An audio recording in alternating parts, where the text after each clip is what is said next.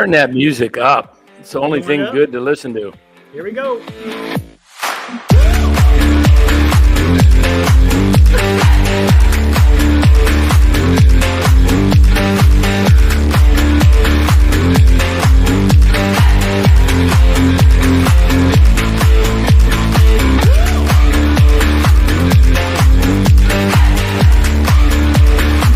All right, everybody, welcome to NorCal Sports Network.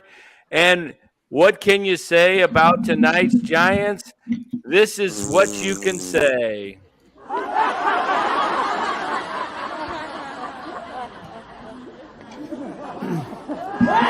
on loop. That's going to be the entire show tonight, guys.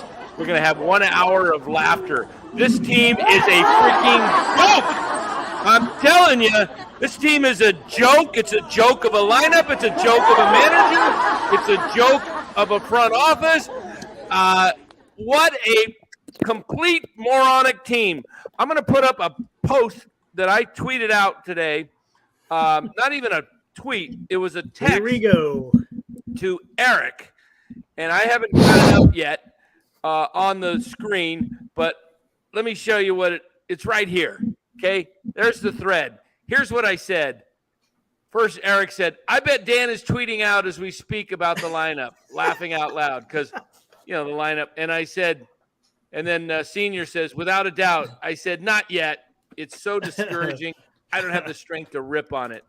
This type of managing would be so easy to defeat. After the first inning, Bochy could bring in a righty and just screw up Kapler's plan. Yeah. Hey, I'm not the brightest bulb on the planet, but anybody who throws out a crap right-handed lineup and then expects he's throwing Haney. Bochy's just in there laughing his butt off going, this clown took my spot. This clown took my spot. And all I got to do is if Haney gets any kind of trouble, I'll just bring in my righty and he's screwed. Because I got more lefties in the bullpen waiting for him if he brings in his lefties and he empties the entire bench. You Giants are a joke, man. You can't hit. The Braves got 21 runs today. That's more runs than you've got in about 10 games. You guys are pathetic. And Elliot Ramos, I love Elliot Ramos. Talked to him in the spring. Great guy. Bye-bye, baby. 23 years old, and Krapler sticks him down in the 8-hole. Was that part of Farhan's computer that you had to read off? That they said, stick this guy in the 8th hole. We don't want to put any pressure on him. He's the only guy that can hit. Nobody else can hit on your team. Flores. That's it. Yeah, that's right. Flores can hit. And hey, Conforto finally hit one out. After 2 months. 2 months. 2 months and $18 million a year. Unbelievable. I don't know. What the heck? I mean, I like Conforto too. He's a good guy. But, let's stick Ramos. Let's stick him. Let's bury him in the lineup. Oh, and make sure he doesn't play tomorrow, Gabe. You're facing a righty. You wouldn't want to do that. They'll just send him down. You hit a home run. See ya. They'll send Matos down. You watch. Matos is going down tomorrow. You watch. Luis Matos is going to get sent down because they're getting ready to bring Yaz up. Yeah, and that's why they stuck Slater in center field because they're going to put Yaz and Slater in center field, the ballpark that's one of the biggest in the entire major leagues where you have to have a guy like Matos running around, galloping. Yeah. No, let's put two guys with with hamstring issues or heel issues or whatever they got. Hey, Yaz, I'm going to put you back in center field. Just don't go 100%, okay? Hey, Austin, I want to platoon you and Yaz in center, but I don't want you running full speed. Give me a break. This team. You could hear the exasperation on the radio, guys, too. John Miller in the top of the ninth, right? He's like, well, we got to read drive of the game. He's like, oh, forget it. He goes, oh, forget it. We haven't got to that part yet. It's top of the ninth. Wow. 9-3, right? Was that the final? That was the final 9-3. Yeah, I said early when it was I go when it was 4-2, I go, it's gonna end up 8-3 Rangers. Yeah. Hey guys. Pretty close. This team is on a tailspin. I don't see much hope for it. I really don't. I was wrong. I said they'd make the playoffs. Bora. Yeah, I was Bora hasn't won the division. Bora's got to winning the West. Hey, I cashed in on my bet on FanDuel. Robert influenced me for that night. I got a payout. Playoffs. I got a payout from FanDuel a couple days ago. I bet $50 to win 1,000 that they'd win the division. You got it. And they had the $50 cash out. So I was like, heck yeah, I'm cashing out. They're only 5.5 out. Now they're what, 7, 8.5? What are they out? 8.5, yeah. 8.5. Okay. And what did I tell you guys 2 weeks ago? I put up the sign, Dodgers will win division by 10. I should have made it 15. Mm-hmm. Because they got 7 more with the Dodgers. And the Dodgers will win 6 of those. Yeah, exactly. Alex Wood in the 8th inning overthrew first base. Right? Yeah. I bet he did it on purpose. Probably like, get me out of here. I'm done. Coordination. Get me off this squad. I'm telling you. What a joke. How are they going to tomorrow bring out the brooms? I don't care if Logan Webb. You got plus 126. Great odds to take the Rangers tomorrow. They'll score 3 or 4 off of Webb. They're throwing their ace out there too. Yeah, they're throwing Dunning or Dunning, what is? Yeah, that's their ace right now. Yeah, and they're going to get 3 or 4 off of Webb. This is the best hitting team in baseball. The Giants won't get more than 1 run. We know that. I mean, this is bad. I really thought that they would get one of the wild card spots, but man, I think Los is the one that's going to be on it here. Him and Hiroku. Or yeah. You guys are you guys ready for a shocker? Strap in. Put your seatbelt on because you're going to be very shocked about what I'm about to say. I could easily come on here and say I'm right. I'm bragging that this team is not as good as we all thought, even when they were 13 games above 500. But I tell you, I had an empathetic moment tonight, and I'm going to be honest because that's how I am. I'm a straight shooter. I'm going to be straight with everybody here. When Kapler went out to the mound, I think it was to take out Wood, and I was thinking, I was just, I'm a very good reader of body language and things like that, and I was looking at him, and I actually felt sorry for him, and this is why, because I know I come on hard. So does Dan. So does a lot of people in the chat on Farhan and Kapler. Deservedly so. I'm not backing off of that. But I was thinking, deep down, I know these guys want the Giants to win. Like, they're not trying. They're not sabotaging. They want the Giants to win. But their way doesn't work. Yeah. I know. And that's where I'm going is it's like I felt like we left the company business that was in great hands to these new people, and they're running it a completely different way. And now we're losing money all of a sudden. So I was watching him walk to the mound. I'm like, damn, man, he's just like, doesn't get it. And the frustrating part about it is their stubbornness is what's going to do them in. Exactly. I'll guarantee you in a couple of days, you're going to see Kapler's Instagram, and he's going to be reviewing some kind of restaurant in downtown San Francisco. Well, yeah, that's what I mean. Yeah. Like I think all of us, if they had a meeting together and go, hey, look, Farhan, everybody, Pachulia, the whole brass, and said, you know what, maybe we need to look at things. We're not doing this right. This platoon is not working. Maybe we need to change, because that, damn it, is what good coaching and that's what good management does. That's what good leadership does, is when something is not working, you change. Yep. But I just don't see them ever changing. So that's like there's no leaders in the clubhouse. There's really no leaders in the clubhouse in the front office. Nothing. Exactly. Like I'm not.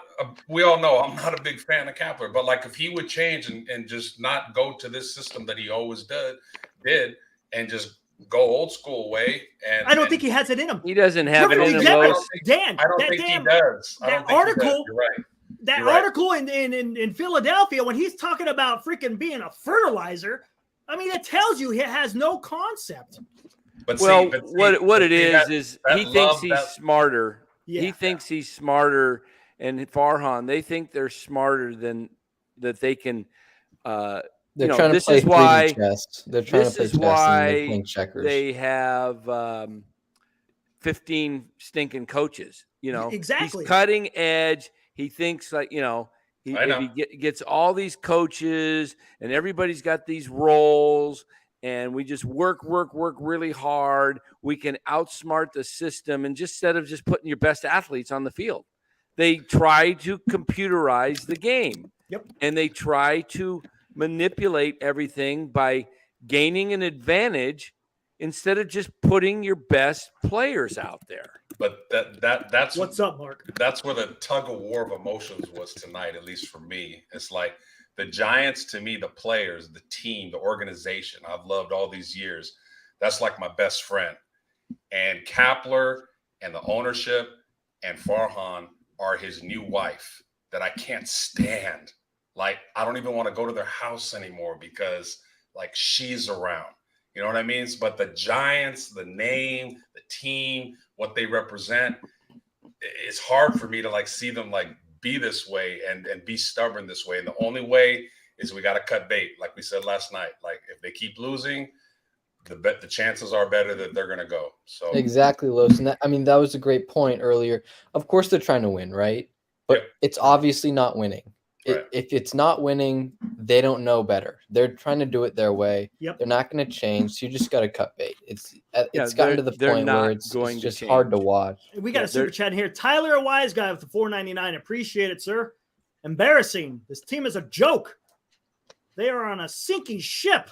Someone needs to be held accountable for this nonsense. And no one's going to hold each other accountable. They're just this is why NorCal Sports Network is the only place where they are held accountable. This is why they need someone like Buster to come in and who's part of ownership, take a bigger role, take the spokesmanship thrown away from Larry Bear and Johnson, and just say, hey, this is an organization that's a proud organization. We've won 3 world championships in the previous decade, and we want to get back to that type of baseball, and we're not going to put up with a team that is not consistently making the playoffs. I got some clown on Twitter today told me that I'm not a fan because I said something about the Giants. And he says, and he puts a picture of the standings of them in the playoffs. I said, check back with me at the end of September and see where they're at. And he says, oh, I'm all about playoff. I said, yeah, once since 2016. Why don't you try being like the Dodgers, the Braves, the Astros, the St. Louis Cardinals, the Milwaukee Brewers, the New York Yankees, teams that are in the playoffs on a consistent basis. The Giants are the 5th highest payroll or market revenue sharing in all of baseball, yet they're the 12th or 13th in spending, and they put out a product that doesn't have a regular player that can play on a daily basis. I mean, Wilmer Flores is having a great year, but Wilmer Flores is not an everyday 150-plus game guy, okay? And neither is J.D. Davis.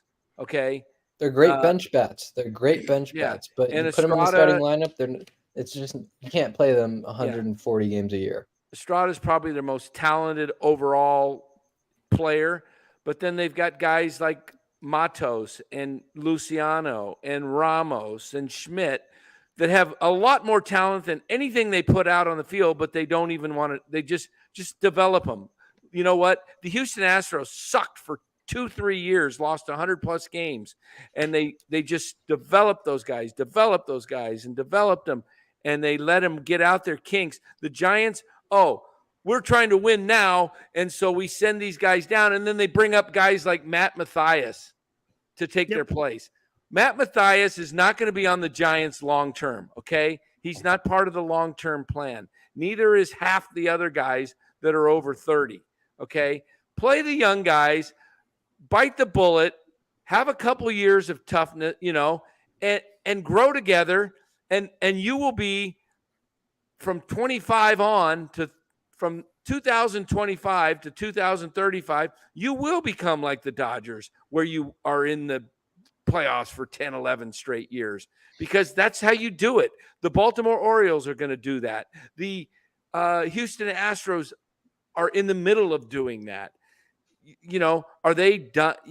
Is their best run over the Astros? Most likely, but they still have guys that are still producing. I mean, they lost George Springer, right, to free agency, and then they replace him. They lose Correa, and they get the shortstop kid who becomes the MVP of the World Series last year. Yep, exactly. And I'm telling you, this is why I was so pissed off when they sent down Luciano and kept up Isan Diaz, who isn't part of the damn future.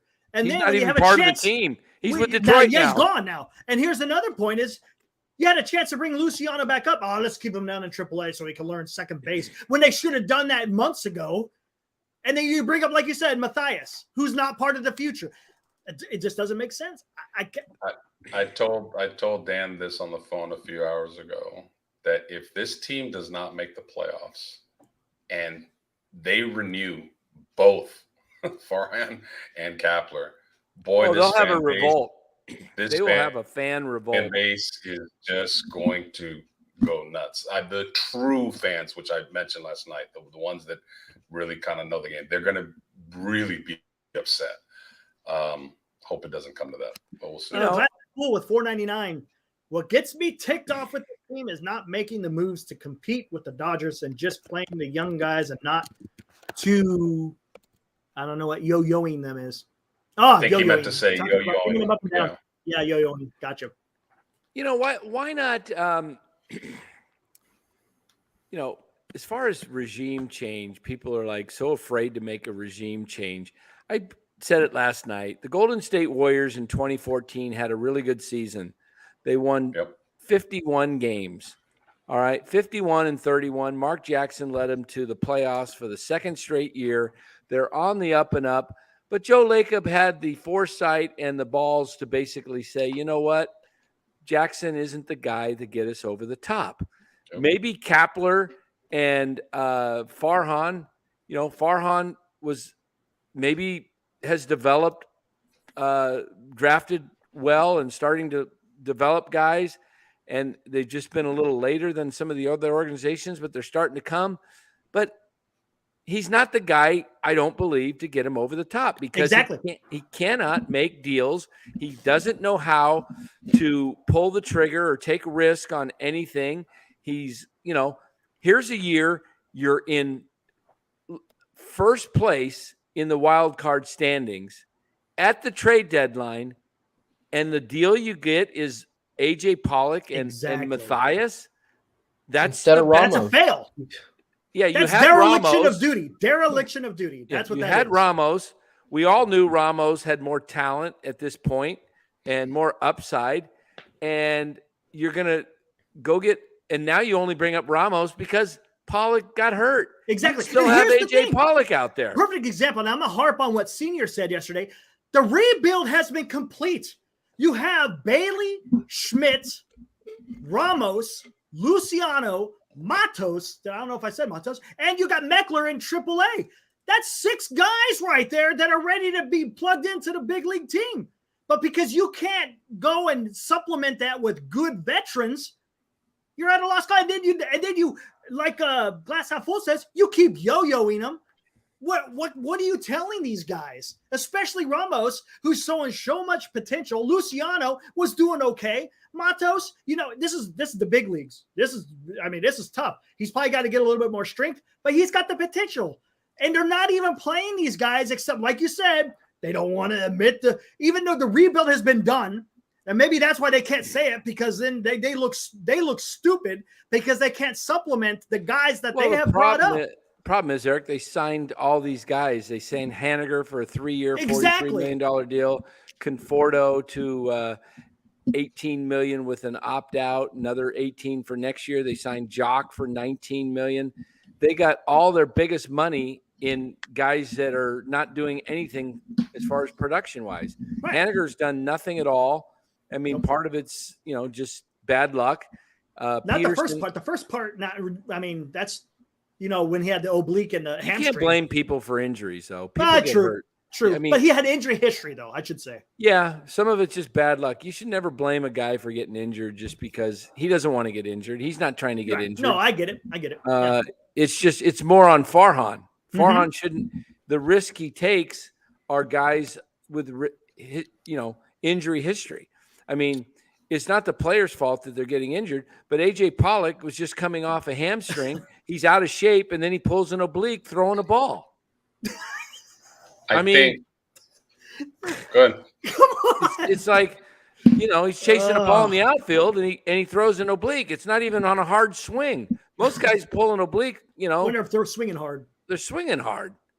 I mean, I think Larry Bear needs to go too.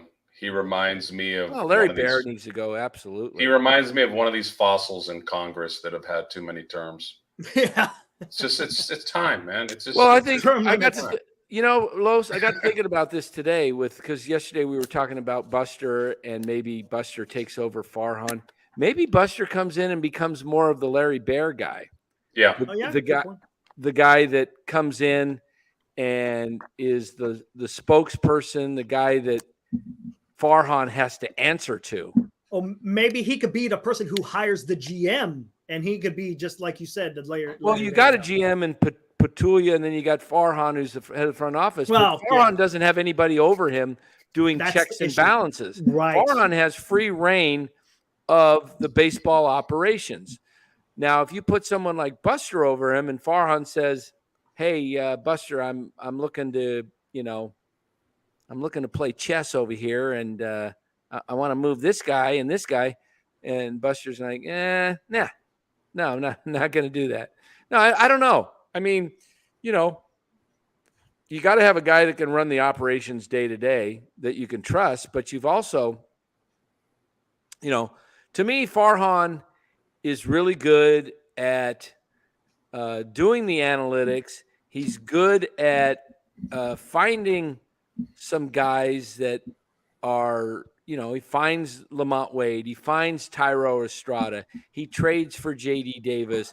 He goes and gets Gosman. He got Yastrzemski. He got Yaz.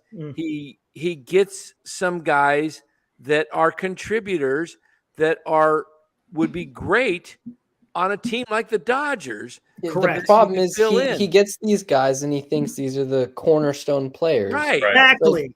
These are your role players. These are your back end roster guys. Yeah, you got Wilmer Flores. These are your middle guys that the Dodgers put down.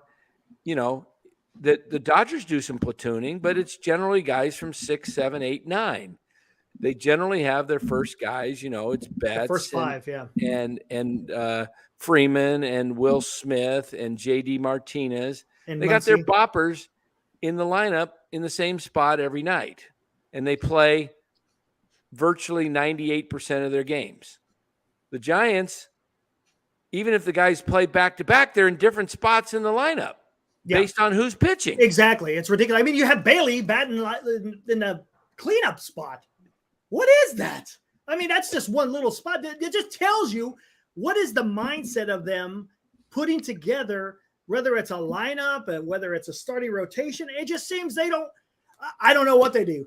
I mean, they have no they mindset. That's what it is. They have no mindset. They go day to day. They don't have a long-term plan. It's just tomorrow's game's at 1:05. You're better off watching the Niners and Raiders tomorrow. That's what I'm doing. I will. Yep. That's what I'm watching. I think most of the people are. I think everyone probably has an understanding of what's going to happen tomorrow. I'll have the Niners, Raiders up on my 75-inch big screen, and I'll have the Giants right here on this little phone here. That's it. If this thing does continue to go off the rails and they don't make the playoffs, they're going to look back at that A series as kind of where it turned around. Like, you have to beat those bad teams. You just have to. And that just kind of started it. Now you're playing real monster teams. What have they lost now? 6 of 7? 6 of their last 7. 6 of their last 7. And now they've got the Rangers tomorrow, and then they've got Tampa Bay on Monday. 3, Then and Atlanta. then Atlanta and Philly. And you know what? They've got Atlanta, Philly, all right? Come back home, and it's Atlanta again. No, isn't it Atlanta when they come back home? Yep, Atlanta comes back. And then they go to Atlanta, and then they come to San Francisco. Yeah. Yeah, and then after Atlanta, they have what? Cincinnati? And then after the Padres. Cincinnati, they got San the Padres, Diego. and then they got the Cubs. Cubs. What do all those teams They can all hit. But what do they all have in common besides Atlanta?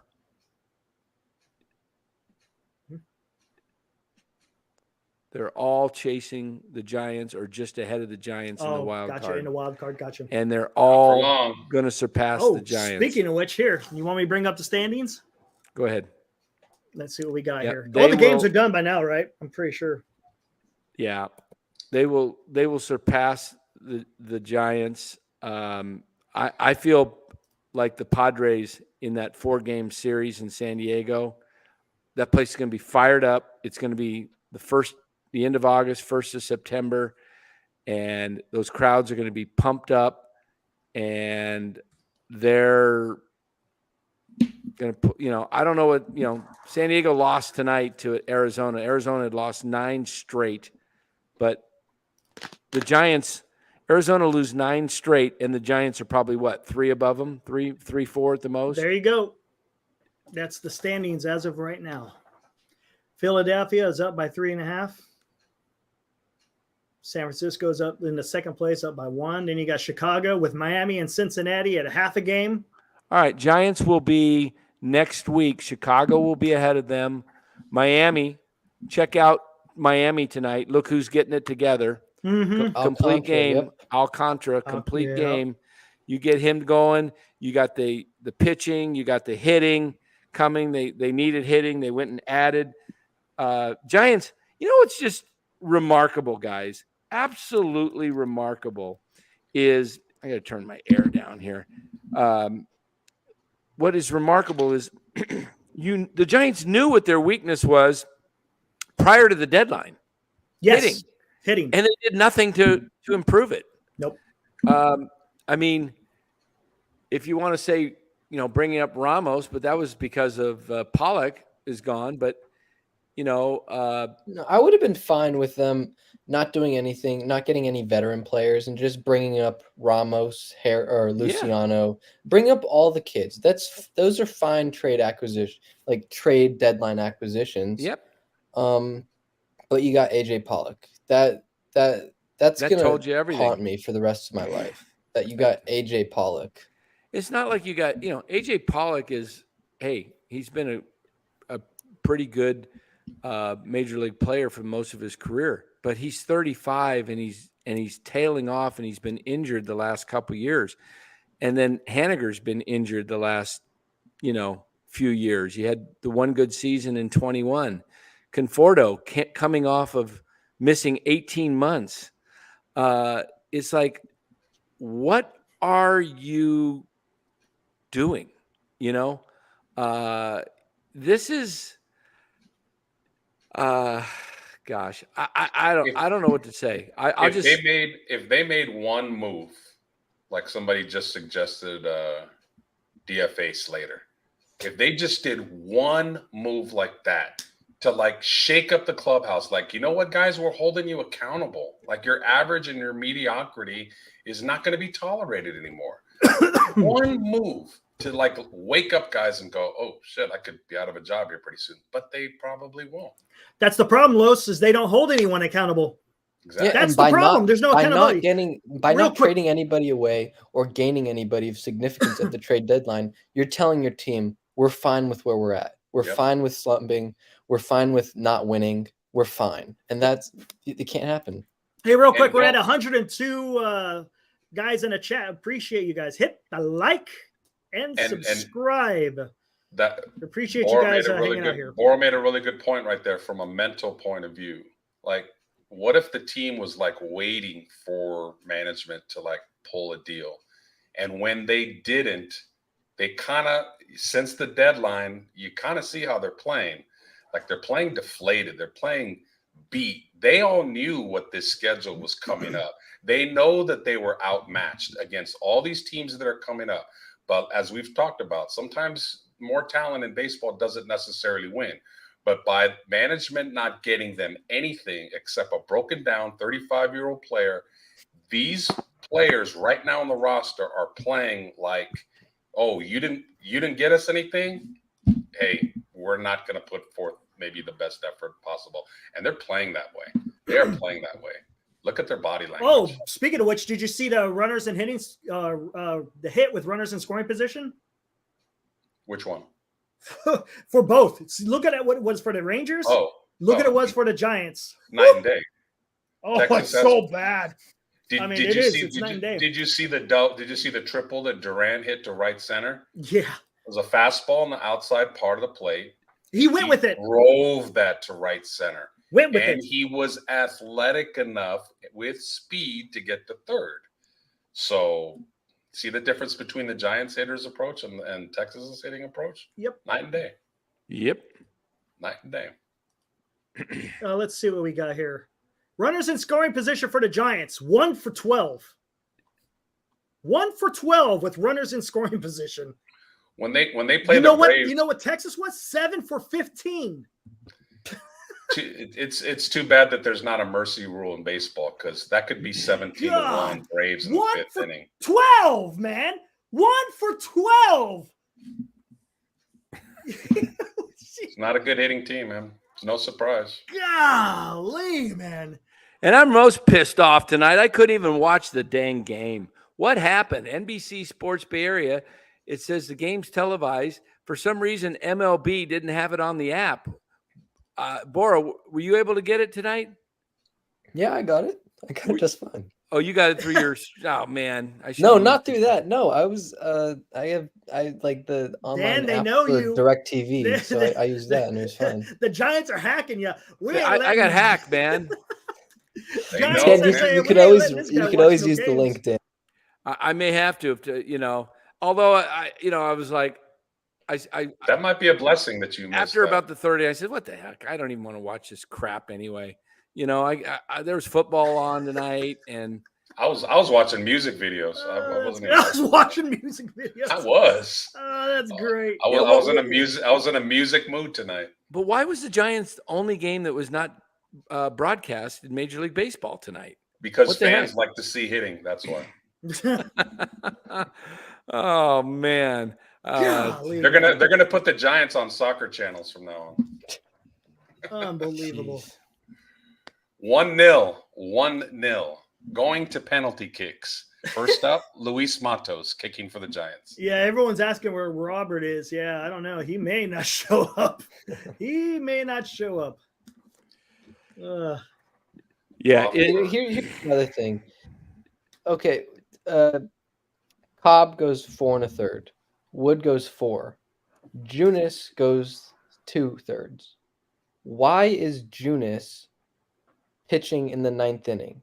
There's no role for Junis. This Kapler's role for all the pitchers is all over the place. Junis starts a game. Right. He pitches a couple innings, and then they bench him. He pitches the 9th inning the next day. It's all over the place. There's no consistency whatsoever. So if we have hitters that don't want to come here, and then we don't have pitchers now because of that reason, don't want to come here, they're in trouble unless they change. Chardal is going to the game tomorrow, $199. Thanks, Chardal. Appreciate it. But you're probably – I don't know how many people are going to actually be at the game when the Niners are going to be on for the first preseason. It's going to be interesting to see how many people go to the game. The TV ratings will definitely be Niners preseason. Oh, yeah, no doubt. Oh, and the Giants are technically still in a playoff race. Technically, I know they're falling, but but it's but that shows you how powerful football is. It's not passing a smell test, man. It's not. Nope. God, and it's just like last year, except it's a different part of the season. At the trade deadline, we knew they ain't going nowhere. Trade. And we said it today this year at the deadline. Maybe they might have a chance, but then we saw what was happening. That's why I was a little surprised the three of you picked them to go to the playoffs. I definitely thought they would just be in a wild card. Just And they still may. They still could. I mean, baseball's a funny game. It can, it can turn. Yeah, you guys could be talking crow in a month from now, and I'll be eating it. It's just. But the way that they're playing, here's the problem: if they were losing close games and they were in it, but the way that they're playing, just watch them. It's garbage. Yeah. Well, I got a taste of Eric's games tonight, having to watch the game day, man. It's like watching paint dry. Come on. No, I'm serious, man. How do you? That's tough, man. When watching a stinking computer put up a. Here comes the ball. But you see where it's going.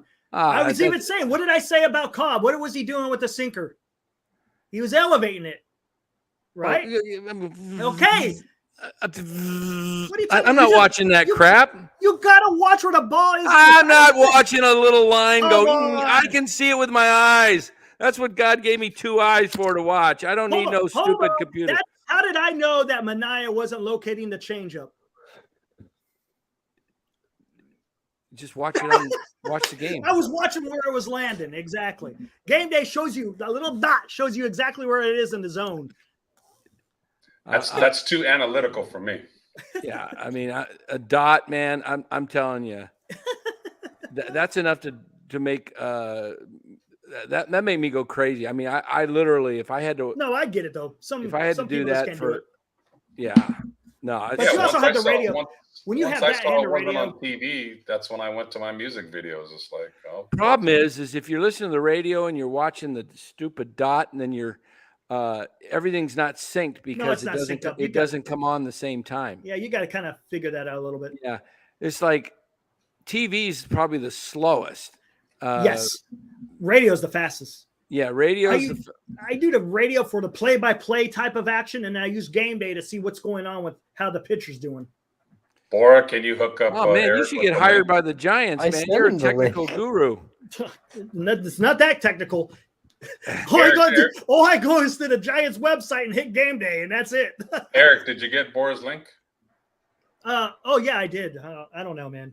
Seems a little shady to me. A little shyster there. Think I'll pass. Send it to me with games nights like tonight. I don't. Yeah, gosh. No, I'm just like, I got my CanBR app right on my phone. I go to that after I can't get the game tonight, watching the game on TV. First time in 7 years, I haven't been able to see the Giants on TV. Sometimes they go with the Peacock and then they do the Apple or whatever. I get all those. I can, if they got local game in Arizona that's blacked out, I find a way around it, and I get Bally Sports, and I get a free trial for a week. I don't miss any games. Tonight, couldn't find a stinking game anywhere. Turn on my phone, the CanBR app, and they got the Phillies game on. It's like, what the heck? So I go to Alexa. Hey, shut up, Alexa. I'm not talking to you either. So I go to Alexa, and I said, hey, Alexa, CanBR. And what does she do? She put the game on. And it was John Miller and Dave Fleming. There you go. Hey, Alexa, CanBR. Radio. Hey, Alexa, volume 10. Set summer in motion. Hey, Alexa, off.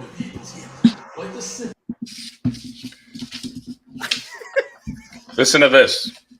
I'm going to give everybody on here 4 names, 4 Giants names. You can only keep one guy on the team. The other 3 have to go. Okay? This is for next year. Yaz, Slater, Wade, Conforto. Wade. Yaz, Slater, Wade, Conforto. You can only keep one. 3 are the hell out of here. I'm with Bora. I like Wade because he can play first.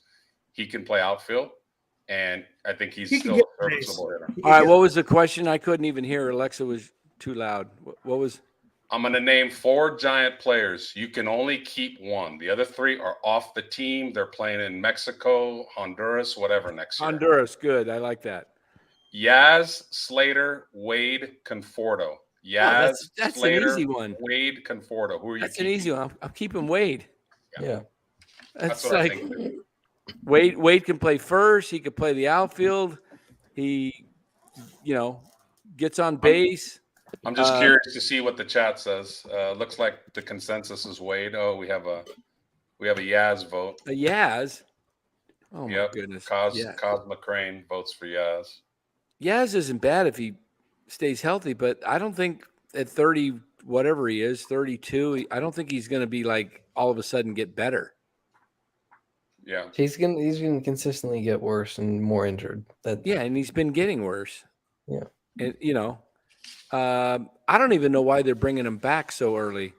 It's like it's the same thing. It's like 2 weeks, and it's the third time, and we all know that a hamstring doesn't just magically, go away. The only thing that makes it go away is real rest. And if it's still strained, the moment he takes a jolt somewhat position, or he takes off running, any kind of quick movement, it's going to tighten up again. Okay, I'm gonna do the same thing with pitchers. You ready? 4 names. 4 names. Keep one. This is good, Los. This is good exercise. Yeah, definitely. Switch it up a little bit. Okay, Mania, Wood, Stripling, and Disco. Keep one. Mania, Wood, Stripling, Disco. None. Mania. You got to keep one. Give me the names again. Wood, Stripling, Mania, and Disco. Mania. Yeah. Mania has the most upside. I'm really curious of what Stripling could do, because I really think he was a good pitcher in Toronto and they messed with him. But if I had a gun to my head, I think I would say Mania too. Mania. Definitely wouldn't be Disco, but I had to throw him in. I think everybody's got him out of here, but I don't know. Somebody in the chat might want him. Where do we get this new guy, Stripling? Is he bass? Striped bass? Or? He's messing with you. Hey, I know, man. That's my weakness, is pronunciation of names. You know us Hispanics, we can't pronounce names very well. That's funny. Oh man. Well, what about Stripling. what about Hajeli and Elliot Ramos? What are these guys? Jelly. Hey, I can't help it if his name is spelled. I was taught in school to I gotta pronounce the H. as it's spelled. Well, what the heck is that? The Giants have 2 guys on the team with H's and they don't pronounce them. Hey, you should be proud that I got Coach Emilio right. Yeah, that's pretty good. What do we got? Scott Foster. Scott Fowler. Oh, I don't have my glass. I can't lean forward too much because of my back. What is? Let me try. $2. He says Texas got Donnie Ecker from the Giants. Now lead the MLB. Yeah, how about that? Donnie Ecker used to be the hitting coach for the Giants in the 2021 season, and now and the Giants were smacking home runs left and right. Yep, they were. They were hitting well. Yeah. Appreciate it, Scott. Thank you. Thank you, Scott Fowler. Hey, do you know Rick? How's Ricky doing? I love this. Northern Lights Entertainment. Haven't seen you. Hey, welcome. But he says, "Are you kidding? Get rid of all 4." That was my first thought too, Northern.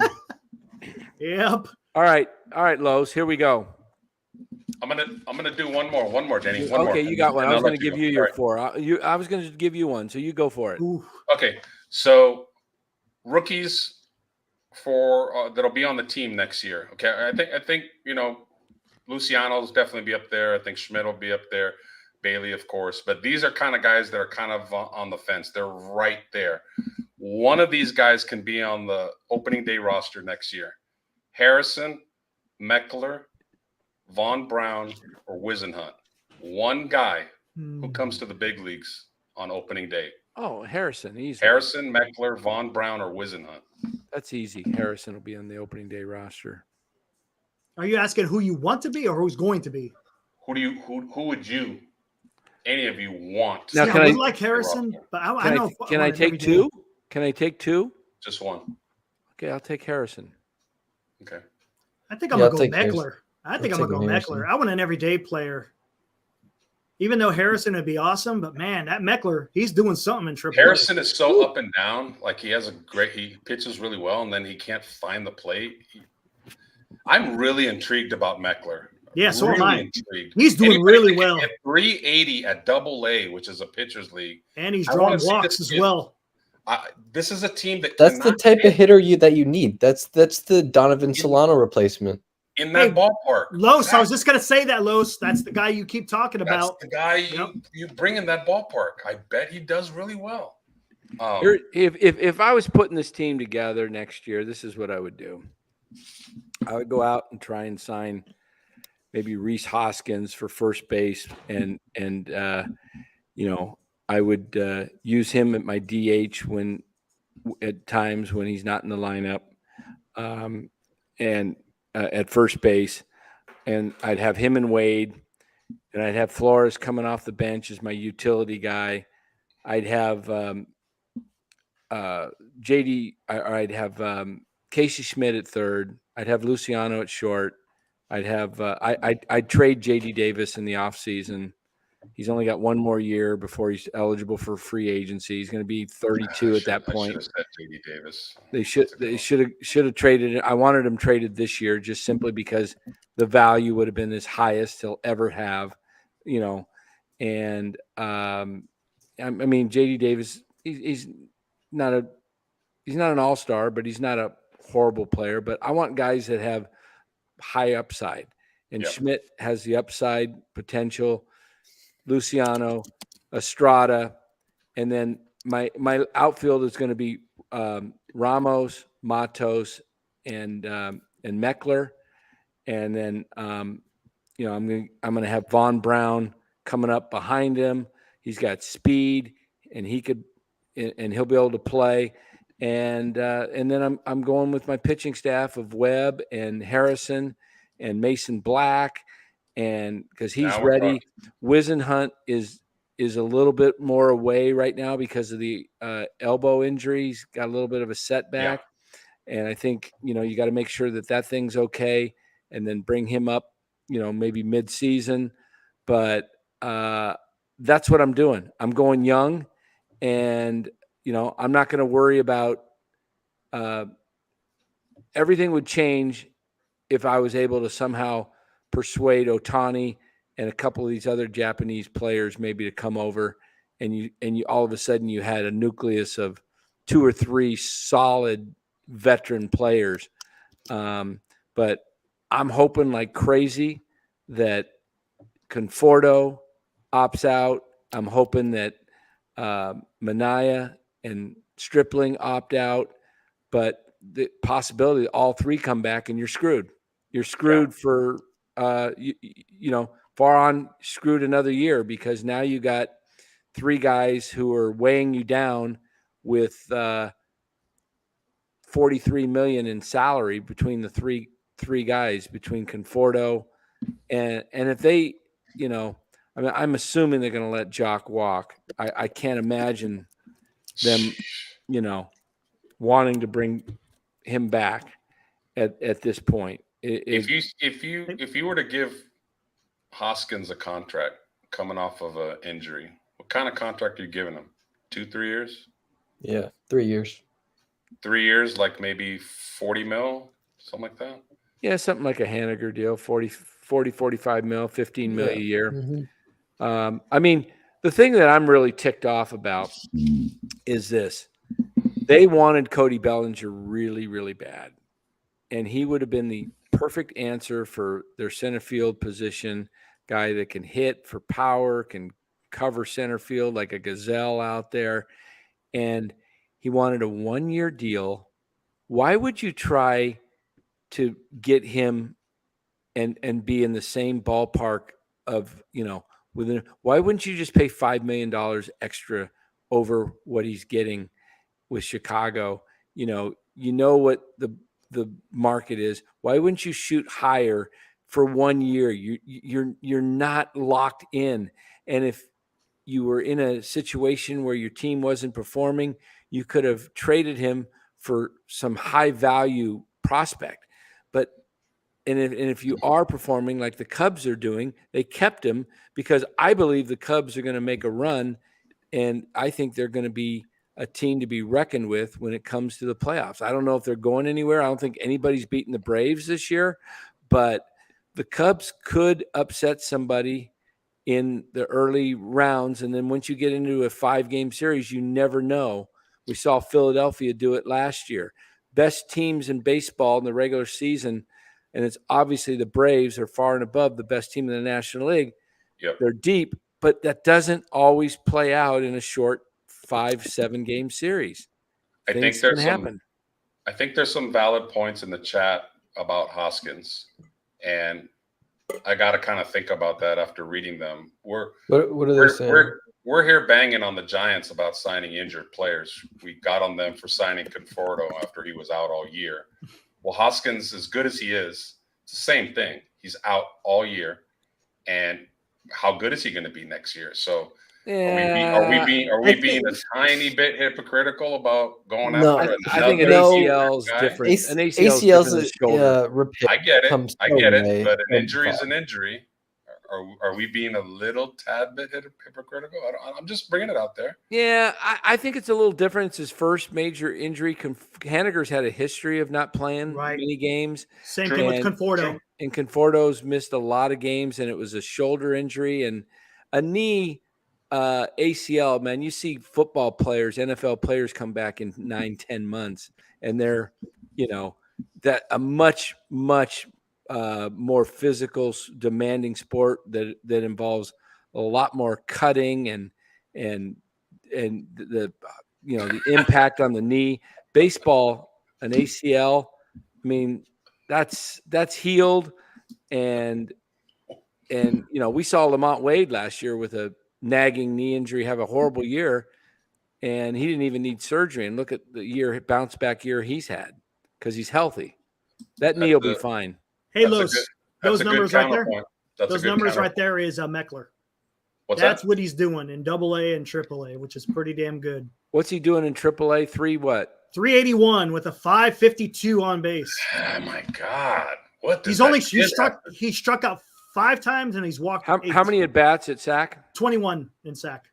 So he's hitting. What's he got? Like 7 hits. He's batting at 381. He's got how many hits? 8 hits. 8 hits. Doesn't have power, but he's getting on base.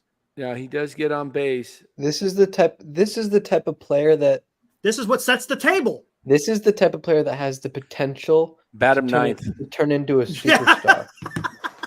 Flying through the minor league system.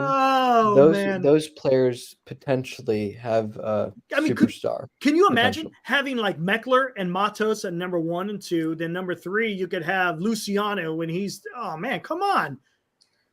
Hey Eric, can you go up to Eric L's chat and yes. Yeah, I saw it. I was laughing at it. Yeah, that might be the comment of the night. Here we go. That's a good one. Here we go. Hey, Bora's a young up. And hold on. You know what? Hey, Bora is Meckler, and I might be Yaz. So.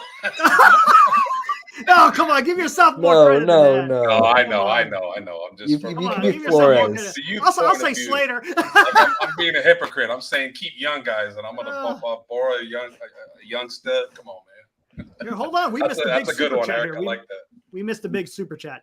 Glass half full, $10. Man, dude. Hey, all right. Can we go through which of the 300 coaches the Giants should get rid of? He's laughing out loud. Just kidding. Thanks, guys, for being realistic Giants fans and not trying to be buddy-buddy with the team like the beat writers are.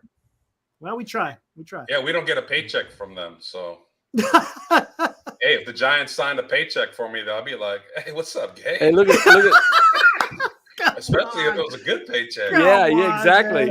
Exactly, man. Hey, how you doing, Gabe, buddy? Hey, can you put Lydia P's comment up there? Something about Slater is Kapler's pet. There we go. Yeah, I could see that. He'll be back next year. Him and Yaz, they'll be back. Oh gosh, they're going to bring these guys back. Guarantee it. Slater's back for at least 2 years, same as Yaz, because they're under arbitration. Yeah, they're under arbitration, and this is what they love. Thanks, but these guys are mediocre. They're mediocre players. Look at that. Mark, he's harsh, man. Hey, Mark is committed to Dan, though. What did Mark say? He said DFA. DFA, all of us, but you. Hey, DFA Mark, Lowe's, Man. Bora, Mark's- and Eric. Mark's committed to Dan. That's not a Man. surprise. Hey, Mark, though, but I'll get picked up real quick by somebody else. So will the other guys. I have some stats for you guys on JD Davis. How many strikeouts in his last 20 at bats No. or something? All of July, his batting average was 179, on base percentage 261, slugging 359, with an OPS of 620. In August, he's batting 162 with an on base of 205 and a slugging of 270, which gives him a 475 OPS. What does that tell you? He's not an everyday player. He's not an everyday player, and he's breaking down. He's wearing down. That's what Breaking we've been down. saying from the very beginning. Yep. This is the team that they put together, and it's starting to fall apart when you're getting late into the season. Yep, it's a team that is built on sand. Yes, it very good. really is. It is not a team to withstand. I mean, look at Freeman wow. and the Dodgers have played how many games? 100, 115, 120? What's their record? Come on, really? Hold on real quick. This MF is saying something. Breaking news, Dan. What? No, that's not true. It's not That's true. probably It's not just- true. It's MF. No, it's not true. What does It's it say? MF. What MF did it got us. say? Nope, I'm What not is- even putting it up. I want to see what he said so I can He laugh. said Ramos is on a flight from SFO to Vegas right now at Southwest Terminal. Oh gosh, come on. He Yeah. might be. Hey, I wouldn't we be all surprised. We all know what MF stands for. Yeah. Love you, dog. Oh, man. Come on. He just wanted that comment to be read, and he didn't want to put up $2. Yeah, Exactly. at least put a $4.99 up there. Yeah, for put a some bullshit $4.99 up if there. you're going to put comedy up there. Come on. Oh yeah, Eric. I forgot to say what's up, Eric Wallace. He's joining us tonight. Got a full house, man. 119. Hit that like, 119. subscribe. Yeah. So, how many hits did the Giants get tonight? 7, 8? What'd 7 they get? hits. 7 3 hits. How many runs on 7 Ks? hits. Good question. Don't know. That's Anyone an have it? upgrade. 7 hits. That's a good day for them. I'll look at it. They had. Guess how many Ks they had. 12. No, I don't 8. think it was. 8. I'm gonna 9. 4. 4? Wow. See, they did I was well. watching music videos, man. So I literally did not So I pay guess. Oh man. attention to the game at all because I don't like watching dots. I had the game on in the background, but then I was doing other stuff. And The it was like, ADHD is kicking in. Dots. dots, man. Dots. No. I watched 2 or 3 pitches of that, and the line go, and I'm You like, don't watch the line. You watch where the dot is. Eric, I don't know how you do it. I don't know how you do it, Eric. Come man. on, man. Eric. I'm serious, man. I mean, love you, brother, but watching dots instead of watching the real thing is 3 hours. What I'm gonna do though, for sure, is when the postseason kicks in, I'm gonna get. I think is it Sling. I'm gonna watch all the postseason games. For sure. Sling TV. Yeah, I think it's like $20 or $30 a month. So I'll watch it for that. About month and a half or so. Yeah, you'll be watching all the. You probably won't be seeing the Giants though. Damn, Wait a minute. Oh, wait a minute. I should have bet that with Dan. I want to get my dinner back. Yeah. From the Red Sox letting me down. Yeah, that's right. Hey, you should have bet Bora, man. Bora had him winning the division, and then I did a stupid show the next day after I said that they were not going to make the playoffs, and I should. I all of a sudden I had this epiphany that Casey Schmidt and Luciano was going to come up, and Schmidt and then Haniger was going to get. And you were also talking pretty good about Farhan. I understand what they're doing. Yeah. I totally. You know what? I think it was the pre-anesthesia from my surgery. I think I was just That totally was great. No, I think it was the incense today in the batting cages. Yeah, did you hear about that? The incense? Yeah, batting I cages? sent No. that to you. Yeah. I was like, "Are you kidding me?" They're Tell talking us about. about that. Tell us what the Giants did Yeah, today. I'm sitting there going through the Twitter, and Susan Slusser sends out, "Yeah, in the batting cages, they're burning sage and incense to." You know, I respect it. I'm like, I what gotta are you respect it. talking about, man? I gotta respect it. They're trying to get rid of Come the bad on, energy. man. You know what? I almost did. I almost got some incense out. If they won today, I was going to bring some incense and burn it. You know Hopefully, what we they're can have trying a to really do? good show. I tell you what they're trying to do. I wish I can find it. I read it today, God. and I can't find it. Kapler's quote, but it went something like this. Kapler said, "What you want to do is you want to go up there. You don't want to press when you're struggling. You want to go up there with the same intensity, but you want to be relaxed." And so he freaking came up with the idea, I bet you, I to bet he put did. incense in the batting cage to get guys to relax. You Probably. know, why how about why don't you send these guys to a acupuncturist and a and some Chiropractor. and Why some don't they put and the some patchouli yoga oil on them? Put and do patchouli some oil on their yoga with some uniform. coconut oil right before the game. Everybody just get down, in Indian style, bend their knees.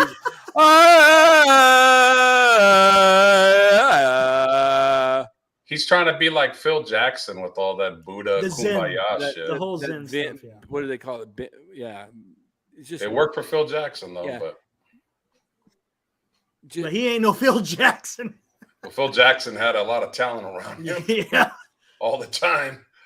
Well, if you think about it, Kapler had a lot of talent in Philadelphia, quite a bit. He didn't do nothing with them either. I don't think he managed like he manages here. I don't think he was a platoon guy in Philadelphia. He wasn't. He I think, actually, what's funny is he actually probably managed better in Philly, more like a real manager, and got canned. Now he's managing like a robot, and he's probably not even. It's probably not even Kapler's fault. He's probably getting told what to do by the computer. The Farhan and the. Yeah, but I'm talking about the mindset. I'm not talking about the damn. Hey, then if that's the case, then Farhan should manage the team. Good luck fitting into a uniform with that boiler. Yeah. Oh, he made. Now, how about the? There he is. He's actually wow. I have to admit, the pitching wasn't our strong point tonight. You think? No way, Robert Rothberg.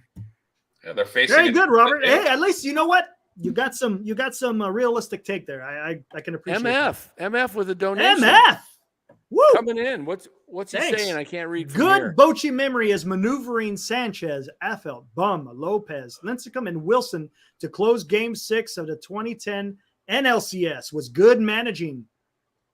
Why did Boch leave? Good question. Boch left after 2019 when Farhan came in. Yep.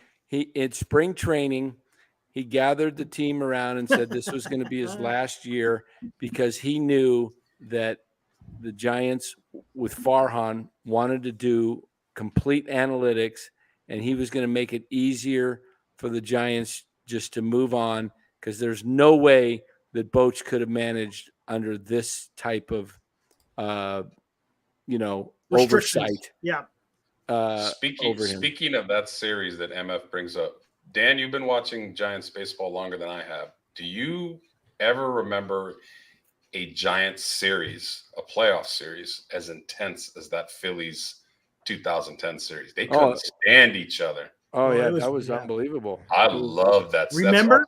That is one of my favorite series. They almost had a brawl. And Sanchez is the one that closed it out, Game 6, right? No. Didn't he pitch Game 6, Sanchez? No, he may have started it, but the bullpen. He didn't close it out, but I mean, he started it, right? Yeah. They had to go to the bullpen early. I felt had to shut it down. Somebody put on Vintage Baseball today, best rotation in baseball. And I saw, I immediately thought of the 71 Orioles with, 420 game winners, thought of the 69 Mets, thought of some of the other teams. But I thought they may not have been the best, but they were sure pretty darn effective. The 2010 Giants with Lincecum, Kane, Mad Bum, and Sanchez. Zito was the fifth starter. He wasn't that great, but those four guys had ERAs in the low threes, all four of them. Yeah, I would have to go those Braves rotations. Maddox, Ooh, Glavin. Glavin. Avery, Smoltz, and Glavin. Glavin. Oh, that was an a awesome good rotation. Yeah. Yep. And they won one World Series with that rotation. Think Well, about it's that. it's kind of interesting if you think about it. When Farhan came in 2019, Bochy left the next year. The year after, Posey left. Then not that far after that, Sabian leaves. Hey, if Ned does become the GM like we were talking about yesterday, and he comes on this show, woo, that'd be really, really good. It would be. Probably wouldn't have the time to do it, but Who coming on? Ned. Ned, If he gets a job with the Giants. the 2024 Giants GM. Gosh, that would be awesome. We would all be so Robert, happy. Robert, I wish Robert would come into our chat. Just like if we sent Robert the link. Robert, what do you like about Farhan and Gabe? Oh, I think What answer that in the chat, and answer if you'd like to come on, and we'll be kind. We won't. We'll respectfully disagree. Yeah, we won't grill you or anything. I just want to. Not at all. I just this is I a respect forum. the passion. Yeah, I respect his passion. I mean, I just want to know because maybe I'm missing it. Maybe I'm blind and I'm missing it. What do you see that you think is with Farhan and the players and Kapler that makes you think this is a World Series winning team as constructed right now? Go ahead and answer that in the chat, or just say I'd love to come on, and we can. And you don't have to type it, and we can hash it out. Yeah, we can hash it out and explain it because I'm serious. I really try to figure out what people see because as a Giants fan for over 54 years, see, okay. It's easy Robert, to speak with the heart sometimes. This is the difficult part. You said in my heart, I feel both Farhan and Gabe have every intentions of winning. Now, we want more substantial. Like, what is it about Farhan? What is it about Kapler? What is it about? Of course they have intentions. If they didn't, they would be, that would be.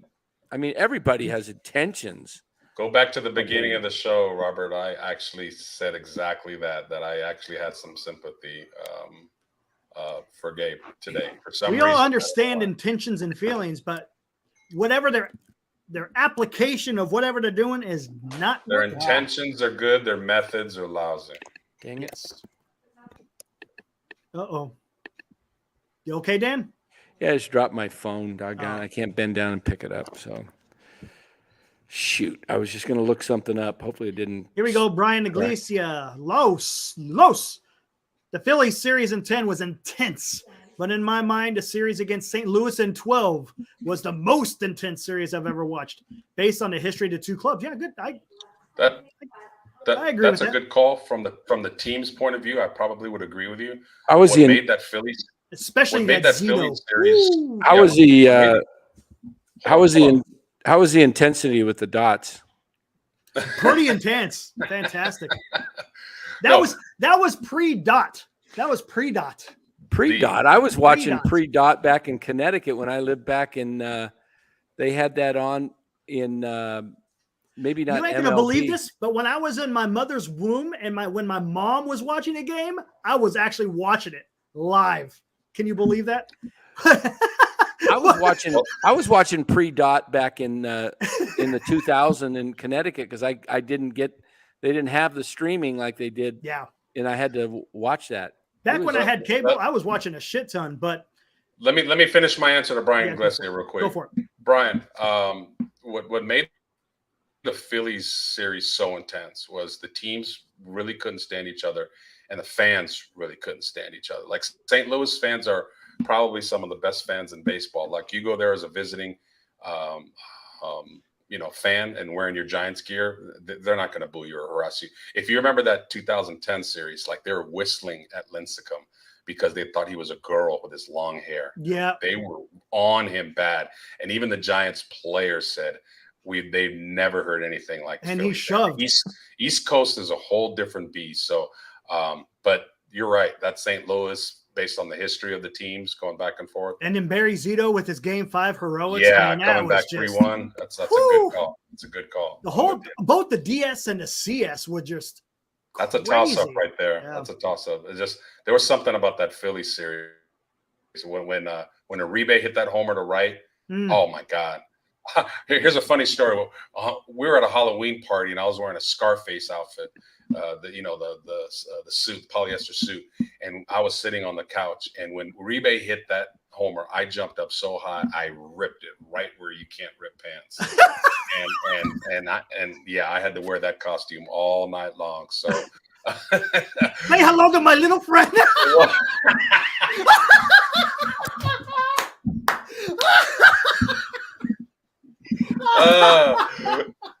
Oh my God! Hey, that Philly series, that homer, man, that was sweet. Oh man. Nice, Eric. I had to. Oh man, you left that one wide open. Hey, I left it wide open, man. Oh my God. Hanging curveball. Wide open. That was Eric, could you pull up Rothberg's latest comment? Who's? Oh man. Rothberg. Oh, hold on, I'm getting a little dizzy right now. Hold on, let me see. Which one? The health 12, one? 13. Yeah. Yeah, see, but this is the problem, Rothberg. We are all talking about when you sign players who have not just getting injured for one time in their career, but they got a history of being injured. You almost have to expect that, you're going to lose some of these guys and they may not play up to the potential. That's the issue. Of course, if they're healthy, the results would be different, but they're never going to be healthy. That's the problem. They're just never going to be healthy. Yeah. The type of player that they keep getting is often an injured one. And what Senior saying makes me think something's brewing. What's he referring to? Yeah, he goes, let's see, he goes, here we go. I've been sniffing this Buster thing out for a couple of months.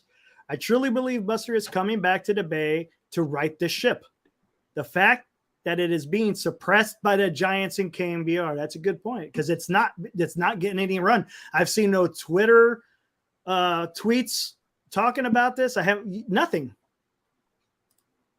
It's interesting. What do you think? What say you? Well, I mean, a week ago, Robert was screaming up and down about how great the Giants were doing. And they were, the same situation that they were now. There was no mention about injuries. They were playing good ball, and they were 13 games over 500. They were a shoo-in, a lock for the playoffs. And you just got to see through things. You just got to see players as they are. It's an average talent roster team. They got a few pieces, but not enough to compete with the better teams in the league. Yep. They went into Oakland hot, 7 out of 9. Yep. And they tanked against the A's. They got swept by the Nationals. Yeah. And they got swept by the Nationals. Yep. What's their record against haven't they won like one game? Well, they're 1-5 or something 1-5, against them, right? No, what is it? The Nationals? Yeah, well, I think it's 1-5, right? Yeah, 1-5. So, I think the and Robert, team I wouldn't advocate giving Buster a complete autonomy. There needs to be checks and balances, because we already seen it, with Farhan. Not just because it's Posey doesn't mean he's not going to make mistakes. So you got to always make sure that, you always got to have checks and balances, but if you're going to give a complete autonomy to somebody, I trust Buster way more than I agree with that. Than Farhan. My goodness, right. At least Buster knows the game. Posey is very good friends and neighbors. Well, used to be in Georgia with, I believe, Vogelsong and who was it? Somebody else. I would not be surprised if he brought one of those guys, if not both of them, onto the organization in some capacity at a higher rank. What they ought to do is get some ex-Giant players like Vogelsong should be the pitching coach, Wotus should be the manager, and go back to baseball, men. You had Tim Flannery coaching third base. You had all these guys that were really, high intense ball players and been around the game. And no knock on the Giants as far as some of their staff, but the experience that the people they brought on that just made them coaches. I mean, somebody look up Kai Correa, what he did before he came. I think it was with the Indians organization, but before that, I don't know. Look up Kai Correa, that Bora, yeah. See what his bio, what his credentials were to become the bench coach. I mean, 21, you had Buster Posey on the team and Ron Wotus stabilizing the entire coaching staff. Well, he was a hell of an infield coach as well, Wotus. Yeah, he joined the Cleveland Indians organization in 2018, served as the AZL Indians infield coach that season, and he spent the 2019 season as the Indians short season defensive coordinator. And then 2020 was probably nothing. No, yeah, 2020 was nothing. Then he joined the Giants coaching Then he staff becomes the bench coach in 21, right? Yeah, yep, and the infield instructor. Thank you, Chad. It was Javi Lopez, and Vogelsong. He's very, very tight with. Okay, and Javi's already in the booth. And then what was the rest of the coaching staff that they've got all these guys? There's a whole bunch. I don't even know. Whatever. I mean, it's just I know that I've been around the clubhouse, the players, the coaches. They seem to get along pretty good. There's a camaraderie. I just think that this team, like Robert said, yeah, this team, does Kapler and Farhan, yeah, they're trying, and so are the players. I just think that these players are – what player on the Giants right now would be an everyday player for the Dodgers or Braves? None. Maybe Estrada would play the second base for the Dodgers because they don't have they got Rosario and he's actually been doing okay with the Dodgers. He's been doing better, yeah. They platoon more. But I don't think they would play him every day. He would, but anybody to make the Dodgers. Let's just go down the list. Who would make the Dodgers from the Giants, besides obviously Webb and Duvall? And probably the Rogers brothers because their bullpen isn't good. But everyday players, who would the Dodgers or the Braves? I mean, I think they would take a flyer on Flores. Maybe not as an everyday player, but Flores would be their utility guy, right? Mm-hmm. Bailey's a better defensive catcher than Will Smith, but he can't hit like him. So there's a trade-off there. I don't think they would. Bailey would. But imagine Bailey is as great a framer as he is. Imagine him with a great pitching staff. Wow. I mean, he would really he makes an okay Giant staff good. Imagine if he had a really good pitching staff. Yeah. Then his value goes through the roof. That's what the Giants need to focus on. They have a catcher that is going to be a perennial all-star defensive gold glover for the next 10 to 12 years. Get a pitching staff that can take advantage of his skills. So if you're going to have to go after top flight hitting or top flight pitching, you'd like both, but you might want to get some really, really good pitchers in here But Farhan won't pay for a really good pitcher.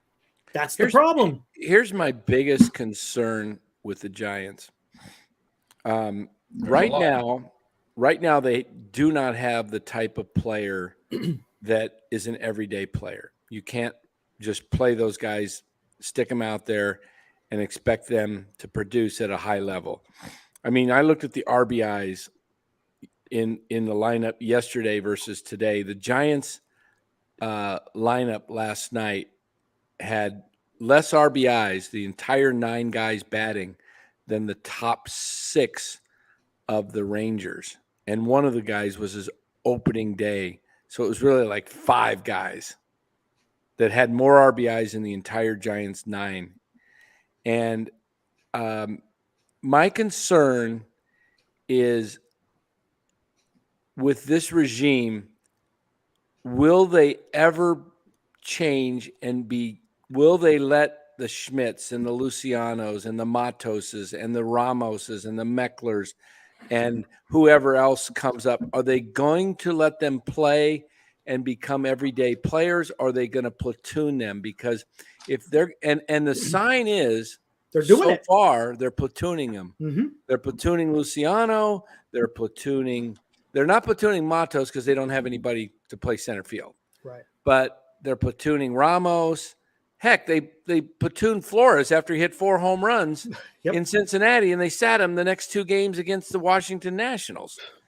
So their philosophy is so platoon heavy that I don't know, even if they bring up these young guys that are supposed to be really good players, if they're going to play them every day. And if that's the case, who could watch that kind of baseball? Wow. You know, Look at Robert's Robert's chat. Why can't our rookies develop into being everyday players? They can if the Giants let them develop and play them every day. If you're platooning them while they're trying to be developed, they're not going to be able to get developed. Right, exactly. You cannot get developed with something that you don't get reps at. And You can't bring up your number 1 prospect and pinch hit for him. He pinch hit for him his opening day debut, top of the 7th or bottom of the 7th. They're up 5-3. He's leading off, and they bring up Jock to pinch hit for him. That's so that kind of stuff that's so bad. It makes me feel like, what's the path forward to having a long-term successful team? Because it's very difficult to get really good players that are platooned. They're not good players. Platoon players are not stars. Ramos's homer in the 9th, was it off a righty or was it off a lefty? I think it was off a righty, wasn't it? Man, hold Or- on. I think it was a lefty. Was it a lefty? I think so. Yeah, it was because it was lefty. It was a lefty? Okay. Okay. Well, that mutes my opinion then. I was going to say, so you can hit right. We could say it was a lefty or it was a righty. Yeah, so it was a righty just to make me look good. Yeah. But everybody watched the game. Uh-huh.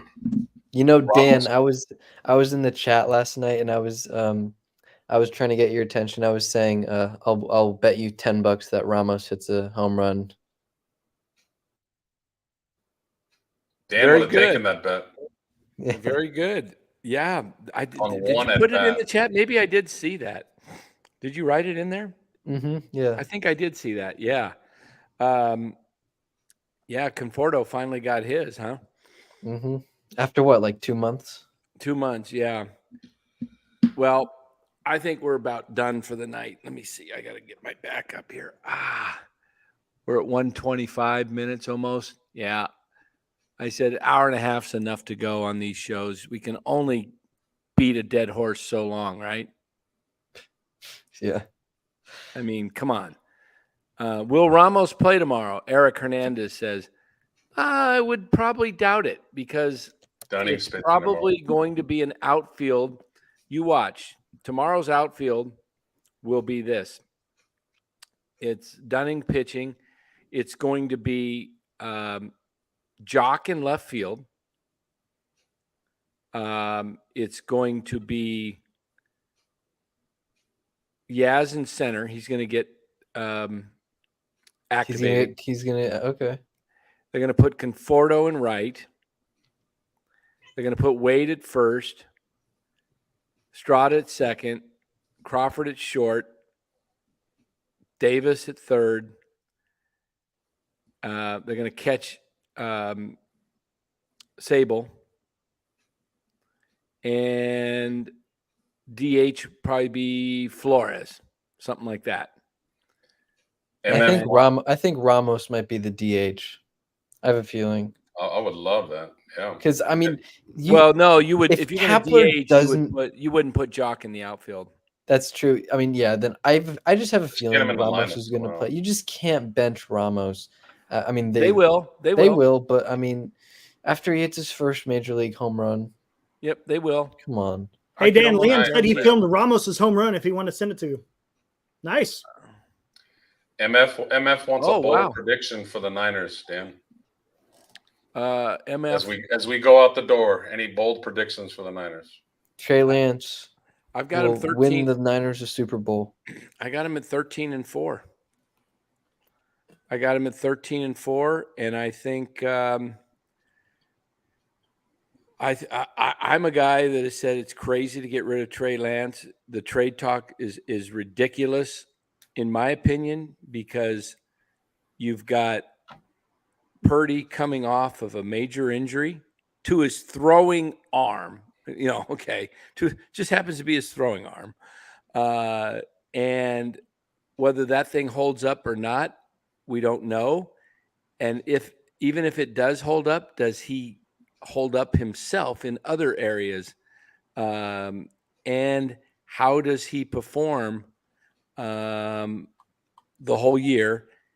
And the fact is, the Niners have had, since Kyle in 2017, only in 2019 did Jimmy play all the games at QB. The rest of the years, they played 2 or 3 quarterbacks. And you've got Trey. You can always trade him mid-season, but to trade him before the season starts, if he has a good preseason, would be nuts. I think Kyle is the guy. I mean, Trey is the guy that Kyle drafted because of the visions he had of running his offense like never before. He could do things with Trey that he can't do with any other quarterback, and it would give him another weapon. And if Trey's throwing the ball much better, which all the reports are, they're saying, his fingers healed. I'm so excited to see him tomorrow. I know. I'm really excited. Trey is playing for his 49ers future. He has to show up in these few preseason games. He has to. I hope they give him 6 or 7 quarters of the 12 they play. And I think Purdy is still hurt. I think Purdy is about 80%, and I think he knows Lance is coming. That's hard. Exactly. That's why Purdy is playing. He skipped one of his off days because Lance was. He's going out there because he's a little fearful of his job. Like Lance is potentially coming, so Purdy's going out there and he's not quite 100%. So if Lance can grab this bull by the horns big time in these preseason games and go out there and start week 1 against a very good Pittsburgh team on the road and get that W, then they can ease Purdy back. You have 2 good quarterbacks. There's nothing wrong with that. Have 2 good quarterbacks. You don't need to get rid of one. They're both on good contracts. Keep them both. We see how 49er quarterbacks get hurt, so keep them both. Darnold could be number 3. Those are 3. That's a decent quarterback room. But I would love Lance to grab this job. And I haven't seen a kid beaten up like this in a long time. He hasn't been given really an opportunity to no, he hasn't. He has injuries, this, that, Shanahan running him up the middle, whatever you want to call it. This kid has talent. He's got talent. He knows the offense. And here's what nobody is talking about. He is the only quarterback on the Niners roster that can give you that running threat. Yep. That's what the big quarterbacks can do. That's what Mahomes can do. As great as Mahomes is throwing the ball, watch these big games when it's 3rd and 8 and nobody's open and he runs for a first down. Those are big momentum changes. Lance can do that. Purdy cannot. Darnold sure as hell can't. So I'm not wishing for one or the other, but let's see what Lance can do. I'm just as good. Nice. I mean, if you look at the film from last year, there was at least 7 balls that Purdy threw that should have been picked. Like they were dropped. And all the reports are that in this offseason he's throwing like almost a pick a day. it seems. He doesn't have a strong arm. I mean, he didn't have a strong arm last year, and He didn't have a strong arm in college, but he didn't. And if he's only at 80%, which I mean, I think he is, and Los, you said that. His arm is not. I mean, it's an NFL. It can be an NFL arm, and it's perfect for the 49ers system. Yeah, it is. But if you want to win the Super Bowl, you need a Trey Lance type arm who can put it over the top of the defense. Yeah, we'll find out. That's what this big debate is. The people that are backing Purdy are, obviously going to say that they scored a lot of points with him, and they did, and that he's accurate with his balls and he processes, which he does. He does that very well. Believe me, when I say I want to see Trey do well, that does not mean I want Purdy to fail. I'm a Niner fan. Either one of them gets the job, I'm all for it. Yeah, absolutely. They each do different things well. The two things Lance can do that Purdy that I see cannot really do. I don't know if Purdy could beat you up top. And before fans say, well, do you need that? Yes, you do. If you're behind 2 scores in the fourth quarter, you can't have a 7-minute drive by throwing an 8-yard pass and a 5-yard pass and a 6-yard pass. You're going to run out of time and lose the game. Even Joe Montana and Steve Young, who didn't have the biggest arms in the world, go watch the tape. They threw the ball up top. They hit. And it wasn't just Jerry Rice. There's a guy named Freddie Solomon that caught a lot of deep balls from Montana, 60, 70 yards on the fly. You need to have quick strike ability. And Purdy, I don't know if he can do that. Remember that game against the Eagles? They were down like 3-4 touchdowns in Montana. Oh, Montana lit them up. Lit them up. One of my favorite games of all time. I'll tell you this, Purdy is – the one thing that Purdy excels in is quick decision-making and running the offense to a T, to the point where his reads are quick. If he sees one opening, he takes it. If he doesn't see the opening, he goes through his progressions, and then he's always able to escape a lot of times and just check it down to McCaffrey or Mitchell, who's ever in the backfield, and make maybe a no play or an 8-yard loss into even a 4 or 5 yard gain. That has been the area that Lance IC needs to improve in, is getting through his reads quickly and then making the quick throws if they're there. And I think he will learn that. It's going to take time, but I'm all for whoever is in the QB room running it. I'll take it. I'm like you, Lowe's. I'm a Niner fan. I want to see Purdy. I love Brock Purdy. I think he's a great guy. Love his story. I think love his story. I could care less who plays quarterback, as long as you win the Super Bowl. Yep. So, Johnny Taylor, Red says, I was going to mention Johnny Taylor was unbelievable. Winning touchdown. That's not true. That's not true. Start talking quarterbacks, and it starts. I know a lot of guys that go to Niner practice that are not beat writers that work for the team, and they tell me Trey looks pretty damn good. So we'll see. All right, guys. We'll be back tomorrow after 4:00. We're not coming on until the Niner game's over.